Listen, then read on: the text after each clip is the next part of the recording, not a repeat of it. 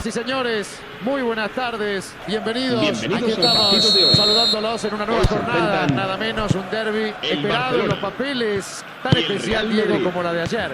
Esperemos eso. Tal cual, es un partido esperado. Imaginemos no por un minuto lo que deben estar sintiendo, viviendo cada hincha en esa ciudad que se vive el fútbol. Harrison Ford vuelve a interpretar al arqueólogo más famoso del mundo. No te pierdas Indiana Jones y el día del destino. Ahora solo en cine. Vamos, actitud libra, actitud que avanza, Mariano. Sí, señor, para ganarse el premio actitud hay que ser distinto, diferente. Sí. Como son los amigos de Libra, un saludo grande. Barcelona contra Real Madrid. No sé qué piensa usted, elegir un jugador actitud, calidad y todo eso, ¿qué elige? Vinicius Junior siempre es un factor desequilibrante en el ataque de este equipo. Con ese estilo tradicional brasileño que le da un ritmo único a sus movimientos.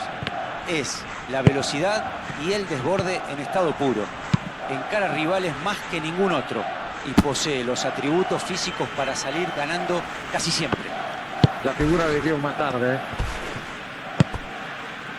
Bellingham, que abre juego por la izquierda. Atención, va Vini, va.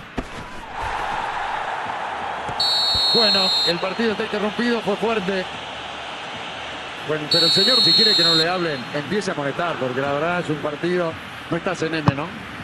Creo que no. Ya no.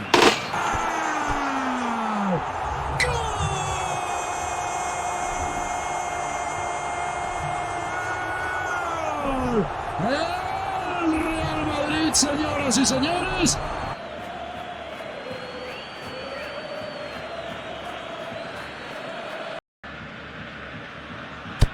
Si vamos a ser justos, esto fue pura suerte, pero para no ser negativos.